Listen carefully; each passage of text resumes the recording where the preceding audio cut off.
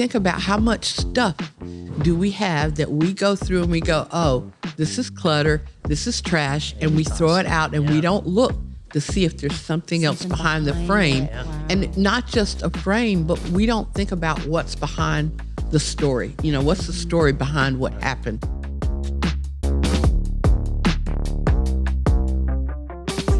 Hey, Big Ideas Raleigh listeners. Welcome back to another exciting episode where we dive deep into the heartbeat of our Oak City.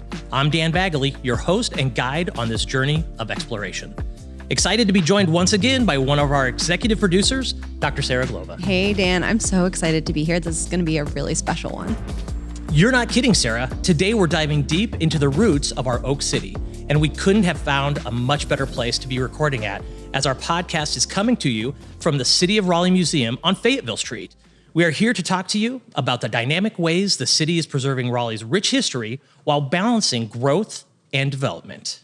Joining us is the executive director of the city's museum section, Mr. Ernest Dollar. We also have writer and historian Carmen Cauthen. Carmen is a native and Raleighite, author of Historic Black Neighborhoods of Raleigh. Thank you both for being here. We're so excited to have you. Carmen, I literally have your book sitting in front of me that you signed for me. Thank you. I'm very honored. I'm so jealous because I've seen it, but I haven't read it yet. So I'm very excited. But I promised did to pass him my copy. Don't worry. Please do. Do I need to go get one out of the trunk of the car? We might. Okay, to kick off our discussion, we'd like to start with a fun little game called Two Facts and a False. This is where I'll present you with three facts, and you will guess which fact is false. To make it a little more fun, our expert guests, Ernest and Carmen, will go up against Sarah, our not expert. Yeah, so, up against two historians. This is rough. This should be great. Sarah will make her choice, and then you guys will make your choice. All right, and listeners at home, we hope you'll play along. Try to guess which one of these statements is false. Are you guys ready? We're ready. All right, here we go. Today, we're going to focus on the subject of Sir Walter Raleigh and the City of Raleigh's flag. Ooh, okay. All right. Here's number one, A. The Raleigh flag was designed in 1899 by Kate Dennison and gifted to the USS Raleigh, a ship named after the city that won the Battle of Manila Bay in the Spanish-American War. That's A. Okay. B. The Raleigh flag features red and white stripes representing Sir Walter Raleigh, the Dutch nobleman for whom the city is named, as well as an oak tree and acorn on the front side representing the city of Oaks, and Sir Walter Raleigh's coat of arms on the back. That's B. And C. The word Raleigh comes from the two Anglo-Saxon words meaning meadow of the deer and is the crest on the Raleigh flag. So Sarah, you have the first choice. Which one is false?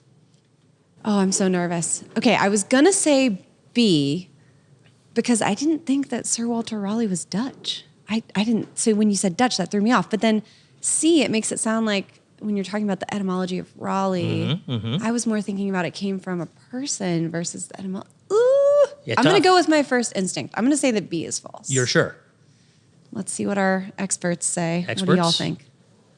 Carmen and Ernest? You go first. So even though I've lived in Raleigh for 65 years, I pass. That is, all right, Ernie, it's that's me versus fair. you. What do you think? All right, so the pressure's on. Yes. Because I have an exhibit on the city flag. Literally right now, there is an I exhibit can on this. see one over there. Uh-huh. Also, we have the original city flag in our collection. Wow. The original one. Wow, I didn't know that. So this is a lot of pressure to figure out what is right. So again, I agree with you. The Dutch nobleman That threw me, right? does seem incorrect, but C is kind of fishy too. Yeah. I'm going to go with B. I will Okay. back you up. We're on Team B. You both are correct. Yes! It is B. See, I would have gone there, but I was, You were on I our was like, team. I'm not going to make a complete fool of myself. No. Never. No, you guys are absolutely right. Sir Walter Raleigh was born in 1552 in Hayes Barton, United Kingdom. So he's not Dutch, but rather English. So you picked that one off perfect. And for if you catching were looking just over straight ahead, you can actually see the flags and you can see the stag and everything. It's really very cool. So it's a great exhibit, and that's where I pulled all this information from. Oh, well, thank you for throwing me a softball. Yeah, straight out of the. You're welcome. All right, thanks for playing, everybody, and I hope everybody at home got that one as well. Next, we want to hear more about your work. I'll share with each of you your titles, and then you can tell me, what do you do? You know, and bonus points, if you can tell it to me like I'm a little kid, it's even better. Ernest Dollar, you're the executive director of museum sections in the city of Raleigh. So, you know, things you do is you see over the museums, the Pope House, the City of Raleigh Museum. But what else do you do? Yeah, what is your day like? Oh, no day is ever the same in my job. We do a lot of incredible stuff. Our job is basically to research Raleigh's history, bring it up to the present to let people understand that we are made from the past, right? Everything that has gone on before us, we see around us every day.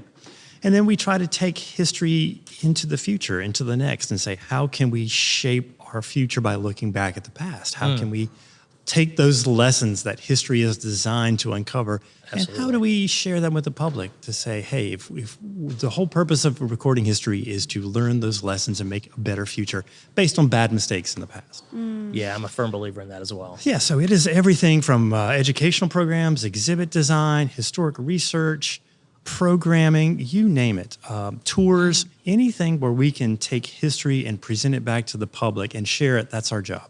Yeah, that's really cool. That is really cool. I can see how every day would be different. I don't know how you fit all of those things into a day, but definitely sounds like it would be an interesting role. And just as a Raleigh resident, we're really thankful for you. Oh, thank you so much. Absolutely. And Carmen, you're a historian, a researcher, an author. Your book is titled Historic Black Neighborhoods of Raleigh, and it came out in late 2022. Here we have the book. If you're right watching here on video, you can see the beautiful book right here. I've seen you doing a lot of events. I've seen you working with the City of Raleigh Diversity, Equity, and Inclusion Department. Tell us, what else do you do when you're not doing all of that? Sleep. One of my favorite things to do. You know, this was not my first love. I mean, I always loved history, but it wasn't what I did as a career after college. I wrote the journal for the House of Representatives in North Carolina for over 20 years, and I retired to take care of myself and my parents, and still loved the history of my family, and talked about affordable housing. I'm a community activist, and after talking about and being heard by some folk, I got an invitation to write a book from the publisher, and life has gone in a whole complete direction than I expected retirement to be. So I love what I do. Some days I'm speaking, some days I'm researching, some days I'm bugging Ernest about something, digging for some more history, you know, being part of boards and commissions, doing some consulting work. Fascinating. Trying to teach the history, especially the history of Black Raleigh, to young folk, That's to amazing. new people to the area.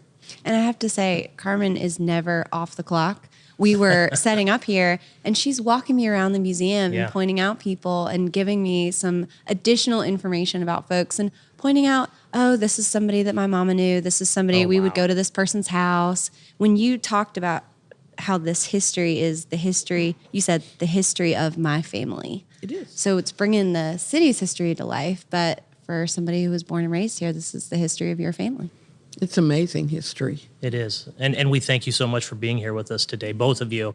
We're very excited to really dive deep into this and get some great information from two of Raleigh's amazing historians. So thank you. So I've been with the city of Raleigh for a while now, 17 years actually. So I've seen some changes, and I know that's only a drop in the bucket for a city that was named North Carolina's capital back in 1792. But like all of us, I also see the growth and change. Today, we're talking about the balance of our past and our future. Ernest, would love to start with you and just ask, what's a big idea in your work right now related to balancing our city's history with our future?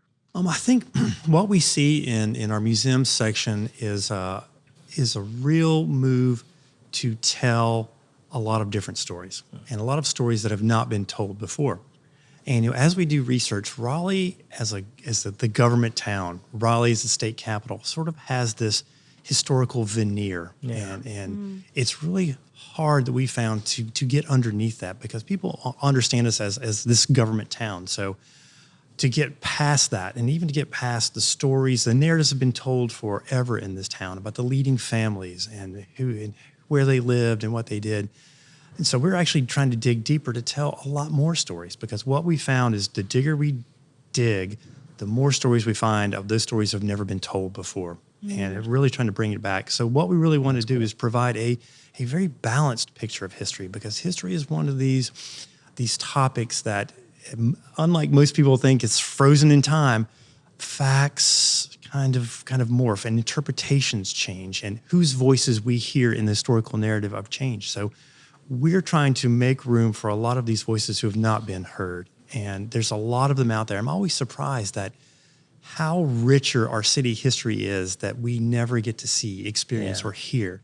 So it's a constant struggle to pull these stories together and present them and present them in the way that people want to listen and learn and react to them. So it's a lot of digging for stories that are just hidden. Yeah, that's amazing. It and I love what you say about that historical veneer, and then getting underneath that, because it is, the narratives are so telling. It's like a living history, and we have to continue to remember that. Thanks for bringing that. And I hear two things in what you share, two challenges. One is unearthing these stories, so digging deep for these stories. But then two, you also said sharing them in a way that make people want to listen and want to hear more. So it's not just preserving these stories, but then also figuring out how to amplify them. And there's the real rub, right? Yeah. So I always joke that I ask people, hey, who taught your high school history class?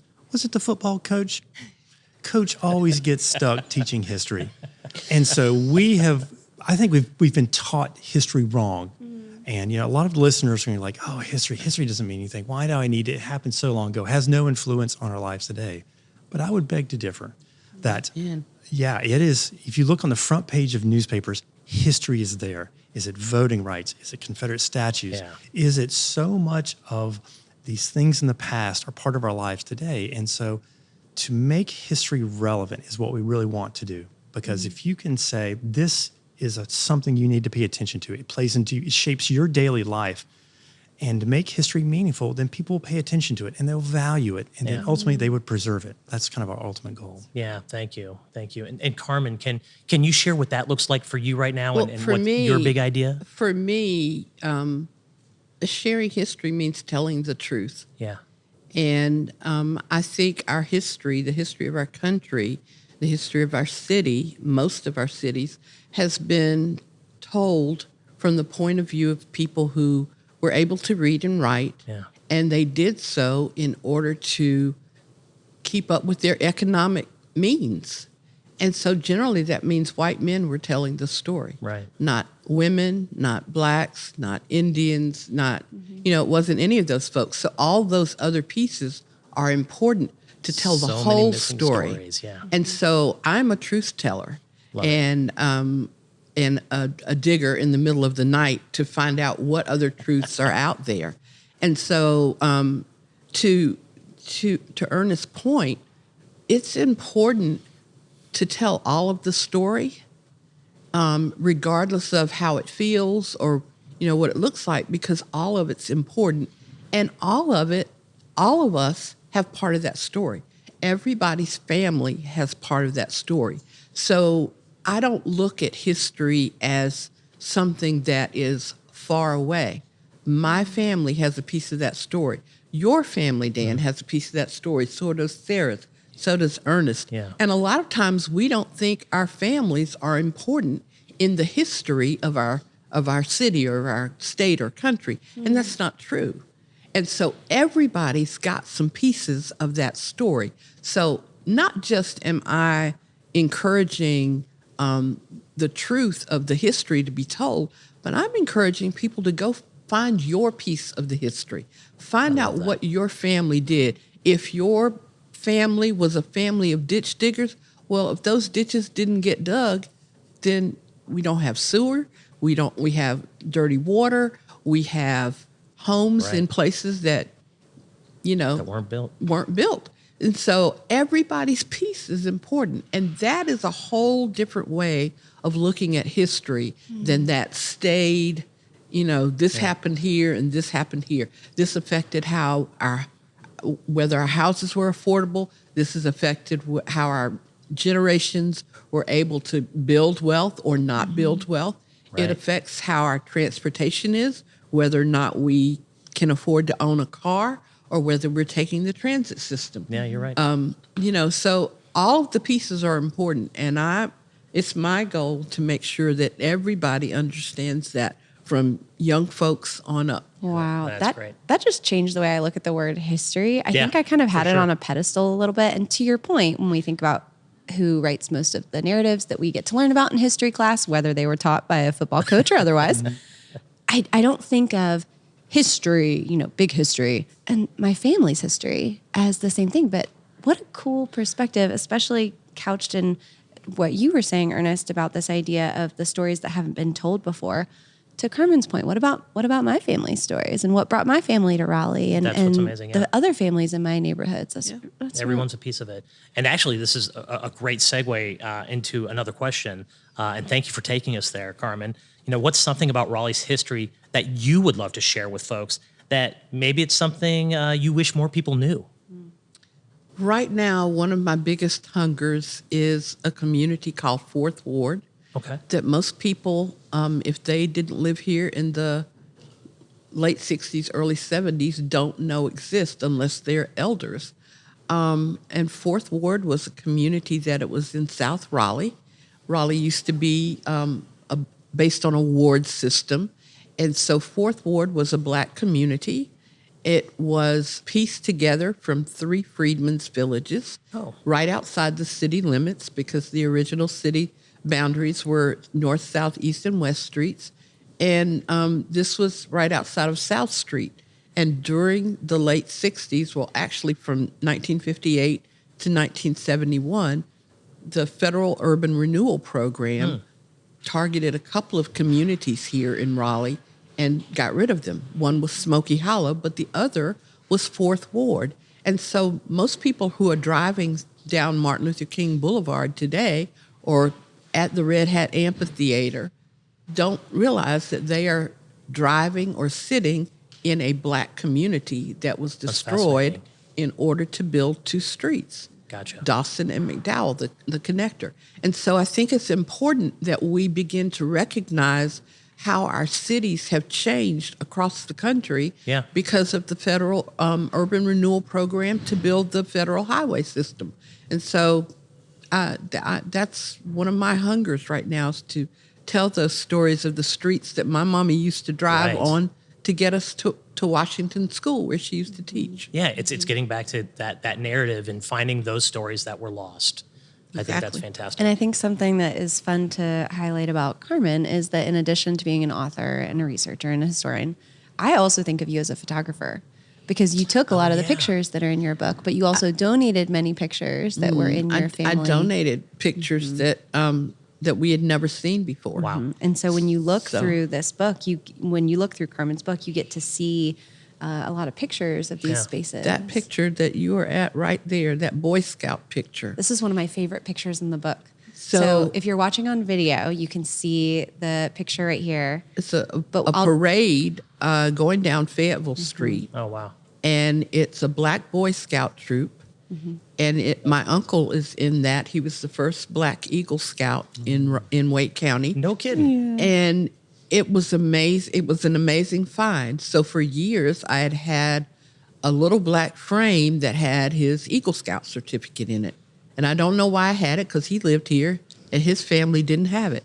And so as I was doing the book, I'm trying to save stuff. So I took it out of the frame to scan it and found 4 more certificates behind it. And then I found the big certificate in a bigger frame, and I took that one out, and this picture was behind it. He was an Eagle Scout in 1941. Wow. And this picture is it's downtown Raleigh. It's the street we're on. Oh, it's a I was gorgeous going to photo. say, this And is a it's photo amazing. of the street that we're on. Right I know now. you've seen it. You've seen Ernest. it. Yeah. And so it dawned on me, if I want a frame, we have a wall that's about 14 feet that's all pictures of my family. If I need a frame quickly, I go to the Dollar Tree and get a bunch of black frames. I didn't think about the fact that during those days, they didn't have a cheap place to go get frames. So they framed stuff one right behind the other. Mm-hmm. And I think about how much stuff do we have that we go through and we go, oh, this is clutter, this is trash, and we throw it out and we don't look to see if there's something else Something behind the behind frame. it. Yeah. Wow. And not just a frame, but we don't think about what's behind the story. What's the story behind what happened? And so Yeah. Well, I'm so happy you actually looked through it and we didn't lose I am too. that photo. Yeah. That's amazing. And this was your uncle, just to speak his name while we're talking Richard about Wimberly. Uncle Richard Wimberly. That's a good name. That is a strong name. It is a strong It is. It was a strong man. Ernest, what about yourself? What about something in Raleigh's history that you'd love to share with folks that maybe we don't know about? Well, you said fourth ward. I'm going to go third ward. Third Ward's a good one too. And actually, Carmen has helped us. Back in April of 2022, the city reactivated the John P. Top Green Community Center. Yeah. And that's where the community had brought in a lot of their archives and stored them there. So when we took over, like, wow, we know what to do with this. And so worked with Carmen and other folks in the community to develop an exhibit on the history of South Park in East Raleigh. And it's an attractive little exhibit to go into the Top Green Center.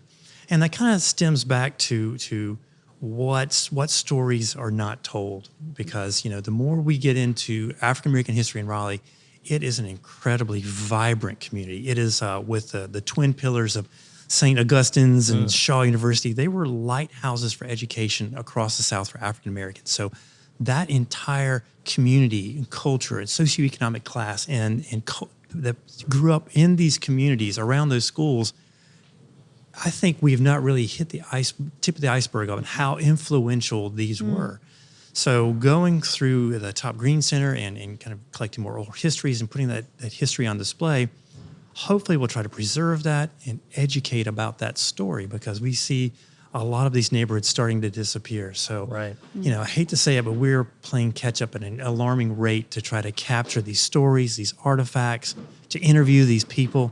So I think for us, the urgency to capture this history before it's all gone is high on our list, especially with the African American communities in the city. Yeah, that's it's crazy to think what we don't know. It's amazing what we're learning, but almost tragic, some of the stories and history that we've already lost. And you mentioned it as a race against time. Yeah. Because I guess as we're trying to record some of these histories, there is the idea that we need to record them before they're gone. Right. And I know, Carmen, you do a lot of oral history projects. And so the idea of trying to capture voices that have been in and around Raleigh for a long time before we don't have a chance to record those voices anymore. We don't have a lot of time. We're going to funerals right and left of folks who have history to share, and we don't record it. And I've kind of gotten to the point, I wish I had done it earlier with my own parents, was, when they start talking, taking my phone out and hitting the record button. And, I did it some, but not enough. And when I think about, as Ernest was saying, Shaw and St. Aug, Shaw is also known as Mother Shaw because Shaw's students led so many and started so many other colleges in the South, black colleges. Yeah. And so it's important that we recognize there are only about 10 cities in the country that have 2 black colleges in them. And when you think about the fact that a whole socioeconomic strata grew up in between those areas. Yeah. So when you look at Raleigh and you look at Dr. Pope's home 2 blocks away, Right. he was a doctor out of the medical school at Shaw. So many people don't know that Shaw had the first black the first 4-year medical school amazing. in the country. Yeah. And so, we don't think about the fact that the campus was built on the plantation of a conservative, slave-owning Right. congressman. And there's so many mixes of all of the history. Right. And so, it's just important that we learn it and that we share it, because a lot of our young folks don't think that Black people did anything. And it doesn't matter, what their race is. They haven't heard the truth. Right. And so they build off of this fallacy that y'all didn't do anything or we didn't do anything. And it's not true. Oh, that's not true. I remember Dr. Norman Camp. I was very fortunate to work with him very closely for many years in Southeast Raleigh. He was a Shaw professor as well. And I always joked with him, like, Dr. Camp, we have to sit down and we have to record your stories before it's too late. And, sadly, we lost him about 4 or 5 years ago. And, the city hasn't been the same since. So you're right. We got to capture these voices now. What a powerful call to action, I think, too, for our listeners. I'm hearing it as a call to action because of what you shared earlier. This idea that history is our family history, not just, big history, but also our personal histories. And so for me, I'm thinking about who I want to sit down and spend a little time recording with and what that looks like to capture those stories. There's that phrase that the best time to plant a tree was 20 years ago. Right. The second best time is Today. And so if this isn't something that you've done with your family, today is a great time to sit down and start. And for those of us who are in Raleigh, I think it's really interesting to capture the stories of what brought people here and what you're observing about the city as you live here. So very neat call to action, maybe. Especially as rapidly as our city is changing. Yeah. It's important to capture each other's feelings and, things that we see, because at the rate we're tearing stuff down, it'll be gone in 5 or 6 years. Yeah. Well, hey, I don't mean to toot our own horn, but we are kind of doing that today, aren't we? Look at us. Look at us. Look at us. We are capturing that history. Capture it. Well, we're going to take a real quick break, and we'll be right back with the Big Ideas Raleigh podcast.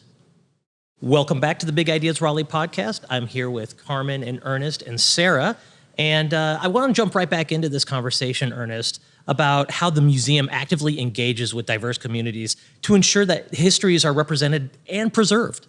Yeah, and we made that a pretty important point as we talked about how we run and develop the museum. That, again, we need to share stories of everybody who is part of the thread in the tapestry of the community, right? Because we are made up of so many different communities, ages, ethnic backgrounds. So we felt it important. If we're truly going to be the City of Raleigh Museum and represent the entire city, we need to tell as many stories as we can. So certainly we have a program where we allow the community to come in and to tell their stories. And with the front of the museum, I've lovingly called Raleigh's Living Room, because we invite people to come in and to share who they are. So be it a church, a garden club, any organization, we give them a chance to work with them, to show some of the artifacts and to tell their story, because they are a part of the city, right? Yeah. In every weird sort of way, they fit into a larger piece of the puzzle, like Carmen said. And so that's one way we do it, is to kind of open up the museum, to not really be the curators to control everything, but to help people come in and tell their story. And then, if we are going to go out and to truly to find these hidden stories, we have to build relationships with different communities. Yes. So certainly, operating the Pope House, which is a home of Dr. Manasseh T. Pope, the Top Green Center. So we really have to make sure that we want to reach to certainly the African American communities, to get their stories and get their support for what we're doing, right? To make sure that we are reflecting their stories in a way that is correct and gives some pride and uplift to it. So we also really wanted to make some gains in working with the Latino community in Raleigh. And so that was really hard for us as we looked back, that a lot of Mexican Americans coming to this area, there's not a long history there. Right. So how do we bridge that gap? So early on, we started a program called Megxhibit, where we would feature Mexican artists that could come in and use art as that bridge, because we really wanted to get an understanding of what's this first generation experience like coming to a new country. What artifacts could we ask the community to give us to reflect that experience?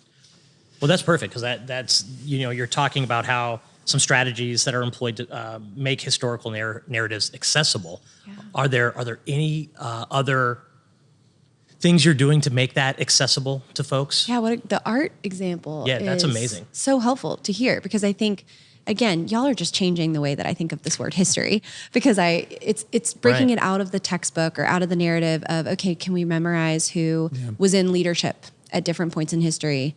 That's not it. It's more than that. That's how Coach taught history, right? It's names, dates, and facts. But again, Names, dates, and facts. Those You're names, right. dates, and facts don't mean anything, but it's the story, right? The story. I think as humans, we are nosy people. So Hello. we want to get in and learn the story. So anytime we can talk about history in terms of human stories and human emotions, that's what's going to connect. Okay. So whenever we try to tell some of these stories that have been lost, that's the kind of way that we present them. And it's not the founded this date, it was here. It is, how did they feel and how did they react to the community around them, and how did they survive and how did they fail and succeed? So it's that human experience that really is our Easter egg to try to bring history and make it relevant. One of the things that I wanted to share, I love the fact that this museum is open not just for people to come to the museum, but you can rent space here. Right. So this is a great place to come and have a party. I've seen you all have done weddings here, but the fact that there's history around you and you get to learn You're right. while you're doing some of these other things. I had a group here for a pilgrimage about Raleigh, and one of the young ladies was looking at pictures on the wall, and also looking in some school yearbooks that were in one of the other rooms that were available here. And she found pictures. She found her mother's picture Come on. in a high school yearbook that she had not ever seen. That's And really cool. She's Indian. Her background is Indian, and so her one of the family sponsors had been a professor at Shaw University. His picture had been on the wall, and she came in and she was like, "I'm just amazed to see this." So there's just so much international and American mix here that is just, it's exciting to see people get hungry for what they didn't know once they see something that connects with them or resonates. Yeah. So it's back to the what part of your family's history is involved. I love that you said, hungry, that's hungry for history. And then you called yourself a midnight digger. I'm getting all these pictures in my head, and I love that. I mean, you're telling such an amazing story through your narrative, through your voice. And I want to ask this question of both of you, but I want to start with you, Carmen. How do you feel that the preservation of historical sites and narratives contribute to our city's identity? I think it's an important thing. Raleigh, we're known as the city of oaks. That the trees were here first. That's true. And we have built our city around that. Think about the floors that we walk on. Think about those old homes. I'm sitting here looking at a picture on the wall of the Mordecai house that most people don't realize was part of a plantation. You're right. That stretched from the Mordecai area all the way over to Durham. It was part of the Stagville plantation. That was the largest plantation east of the Mississippi. Yeah, I didn't even realize it was that big. It's huge, 30,000 acres of land. But we don't realize how much the things that we see around us, that we drive past, that we, think of as just, that's just, that. Right. The history that it has, the people who lived there, how they affected the community, what was named after them, why the street names don't change in downtown Raleigh. That was legislative. Yeah. Who knew that there were these 12 street names in downtown Raleigh that can't ever change by law? It's just the little things that make all these other pieces so important and make our life in Raleigh better. You look here and you see this wall about people's politics. It's not just the history of politics. They also have something else that's has the pictures of the people who are elected today, Yeah. who are now in office. And those are people who will be historical for the city of Raleigh and are making changes and decisions. And all of those affect all of us. Yeah. So it just ties in so many things together. Wow. I'm hearing two things. One is the power of story, because I think to your point, when we drive past things and we don't have that context, when we don't have that story, that's when we don't recognize and we miss this opportunity to really feel joy about whatever it is, the tree, the house, the thing that we're passing. Once we know that story and we have that context, we feel more connected to it. I do want to point out there was a stake in the ground that was just planted by our Raleighite when we heard more to key. I just want to point that out for anyone who was listening and didn't hear Mordecai. That's right. We heard Mordecai. The second thing that I'm hearing that I think we've talked about a couple times now in this episode is this idea that history is also what's happening now. We're not just looking back. We're very aware. And Ernest, you mentioned this when you were talking about using art as a bridge to help capture and preserve the story of first-generation Mexican Americans who are here in the Raleigh area right now. We're doing this work now to preserve history that's happening right now. Carmen mentioned the folks who are being elected right now. Right. But we're also keeping an eye on, what are the stories from our past that we can bring forward too. So there's two pieces there. Yeah, no, that's a great point. And to your point, Carmen, I literally walk by the Pope House every day I go to work, every day.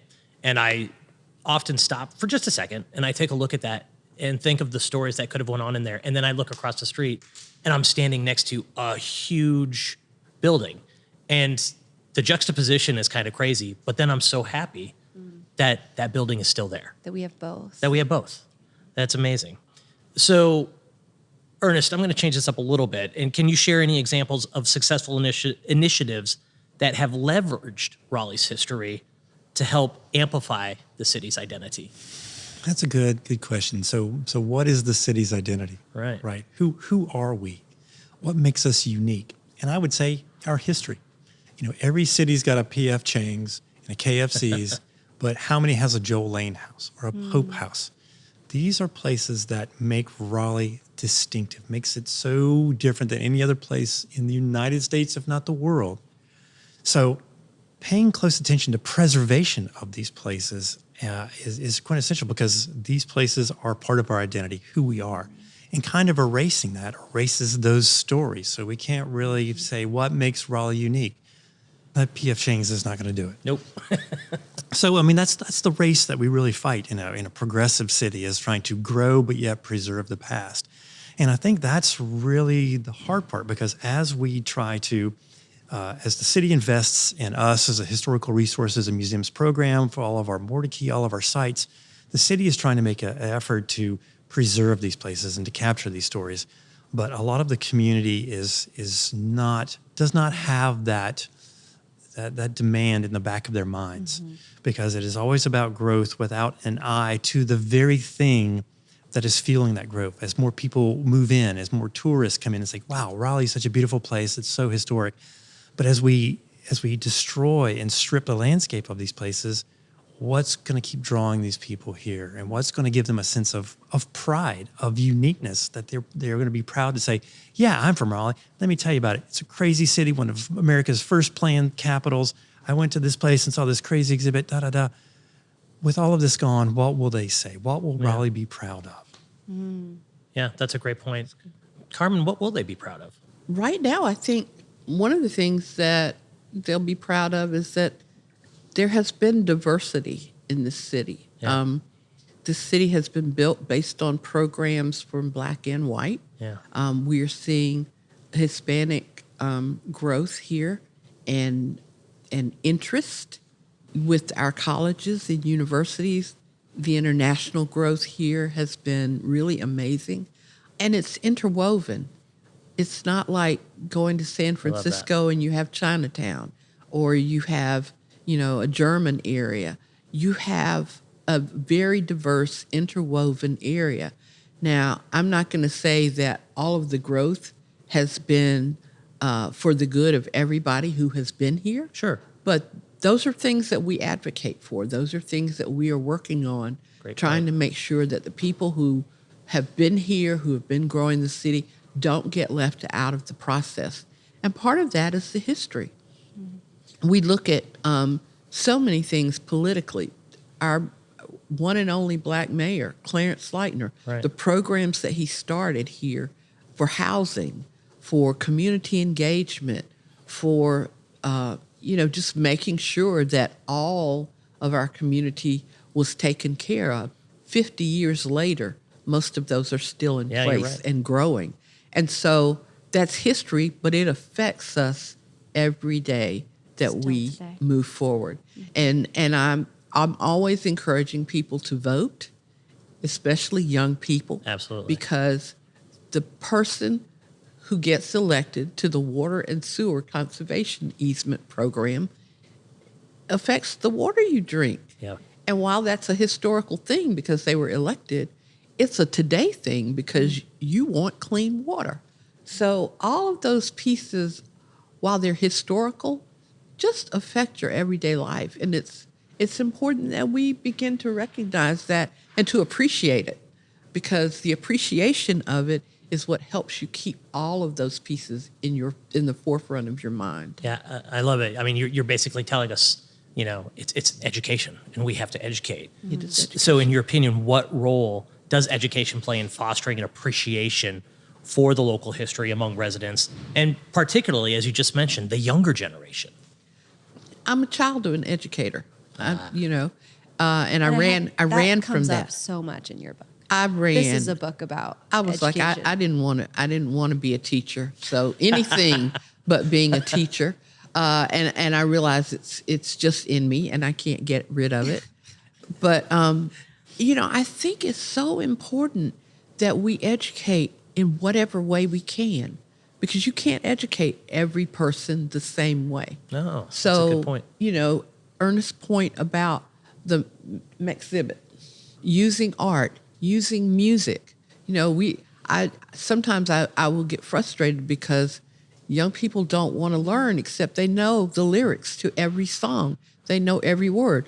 Okay, let's put some history in some music. Let's put some history in, okay, you're playing football, you're playing baseball, you're playing basketball. Okay, what can we teach you about the ACC and the CIAA that is historical, that is important? What information can you take out of that? So education in everything is important, and we can't get away from it. And we have to tell the truth when we're educating. Absolutely. We can't make it so it is all pretty. Right. Because we have to learn from the pieces that weren't pretty, just like we have to learn from the pieces that were beautiful. The ugly matters as well as the pretty. It does. For sure. Folks, we'll be right back with the Big Ideas Raleigh podcast. And welcome back to the Big Ideas Raleigh podcast. We've had a great conversation so far, and we're starting to get close to wrapping up. So we're just going to ask one more question, play a little game, and then we'll get out of here. But before we do, let me ask you guys this. Can you share any examples of successful partnerships that's resulted in innovative programming or outreach efforts? Ooh, Carmen, I hate to ask you directly, but I just love when I walk by your portrait when I go to the library with my son, and it's so fun to sit next to you and I get to walk past your beautiful picture. Yeah. Maybe you could talk a little bit about that program and the partnerships and how you got involved. And it's at the library that's in Oberlin Village. And in the municipal building. Oh, that's right. The portrait's in the municipal building. 2 places. Wow. That famous. Let's see, how shall I say that? Another friend or two twisted my arm. I don't like having my picture taken. I never have. And I lived in the Oberlin community for about 32 years. And but I wasn't from the Oberlin community. The aunt that married the uncle who was the Boy Scout was from the Oberlin community. Love it. And while I was living there, I was asked to be part of the the Voices of Oberlin project. And I agreed. And that project came along with oral histories and pictures. And so I I did it and didn't think anything about it because that was right before COVID hit. So Okay. eventually I heard that the exhibit would be at the municipal building. And I went to the opening exhibit, and I had people who grew up in Oberlin, didn't necessarily still live there, ask me, how did I get in there? And so I had to refer to my aunt to be accepted by some of the folks from Oberlin. Really? And then my children came home one day and said, you're on the library. I was like, what do you mean I'm on the library? You are, though. And so there's this huge picture of me on the library, which is scary. No, it's great. Oh. It's a So if you're gorgeous in the photo. Village District, go check out the library over there, and you'll get to see I Carmen's love it. picture. I love that. And I love the fact that you can look at these pictures and take your phone out and take a picture of a QR code and find the history of people who lived in that community, whose families helped to So cool. start Oberlin, which was started in 1858. It was a village started by people who were free. So Very cool. that's an amazing tale. There's innovation for you. Yeah, amazing tale from an amazing person. Ernest.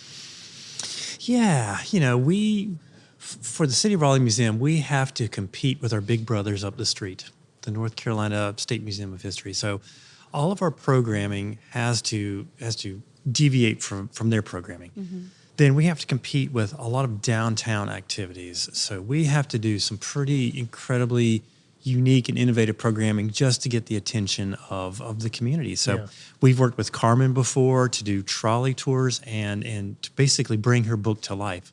And that's been pretty amazing to see people who get to travel through these neighborhoods which they probably never went, and to hear that history. A lot of light bulbs went off because when we did it before, I talked to some people and they were just flabbergasted at that history. So again, it is getting it out of the name, dates, and facts, and putting that story in the mouth of somebody who lived that experience and grew up here, made it so much meaningful. We've done all sorts of strange programmings. We do a true death, true crime tour for October. Everybody's doing ghost stories, but we kind of bring to life people who had unfortunate demises in town. So it basically adds theater to that story, right? So to bring it alive, right? It's not just a placard on a wall.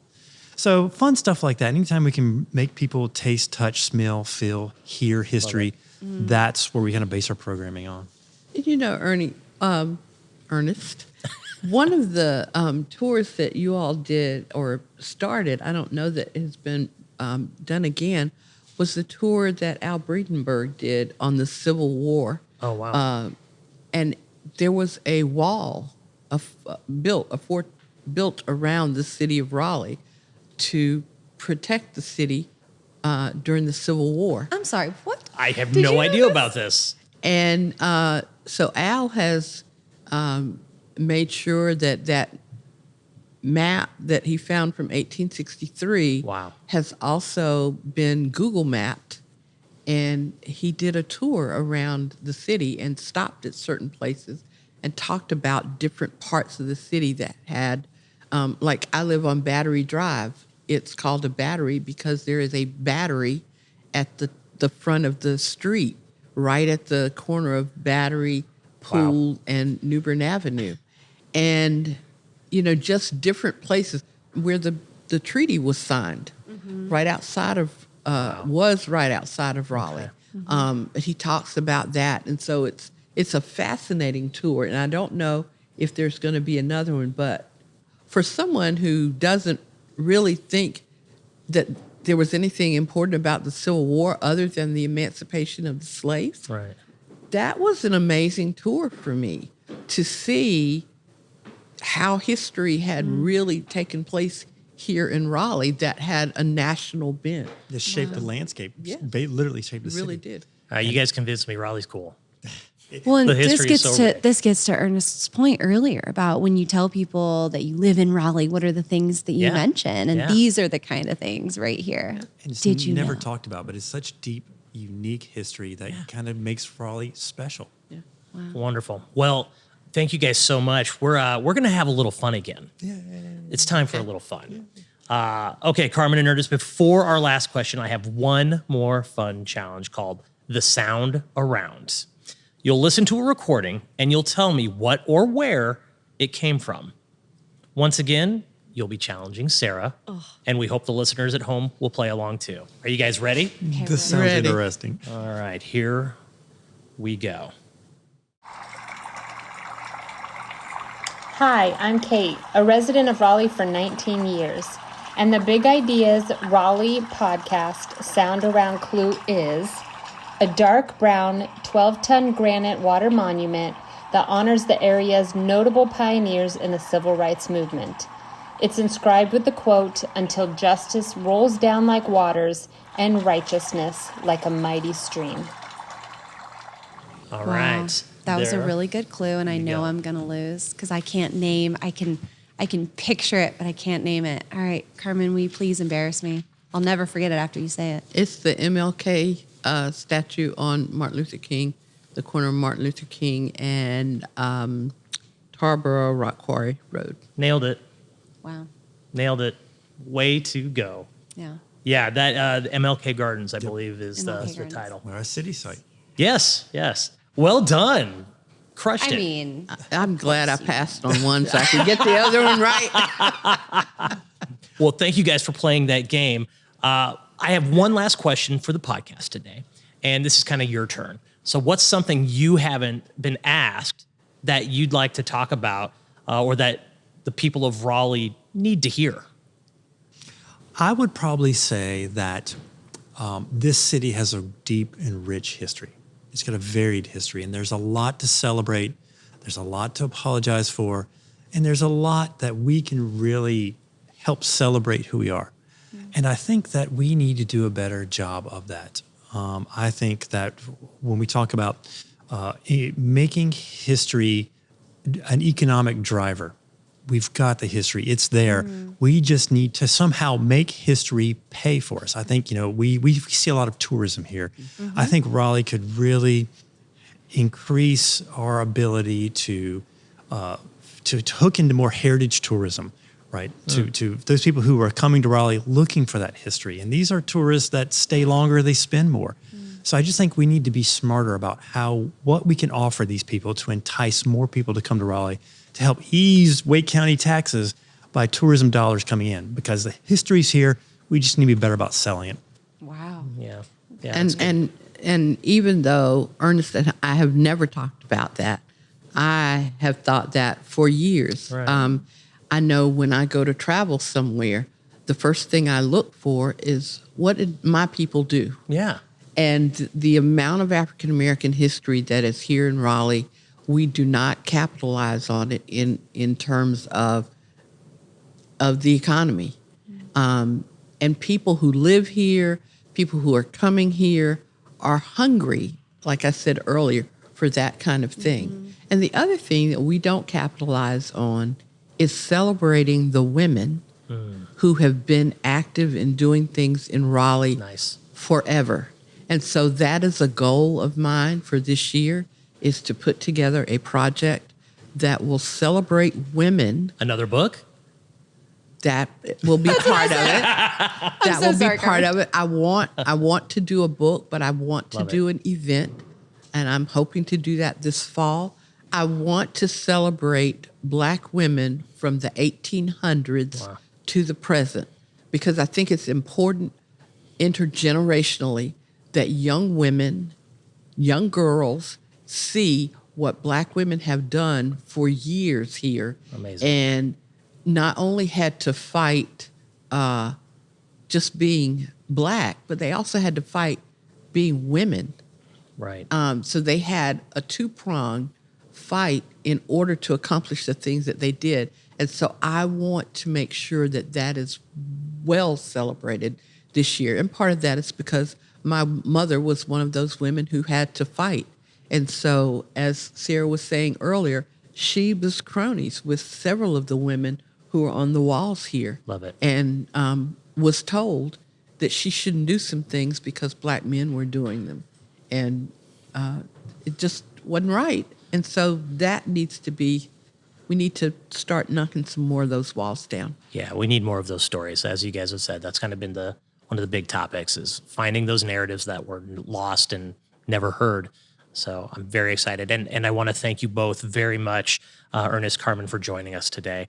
It's been wonderful to hear more about your work and what the city is doing to preserve and amplify the city's history. Carmen, you've been such a fantastic guest, and we thank you for bringing your expertise and both of your personal experience and all that you've researched into this episode. So thank you very much.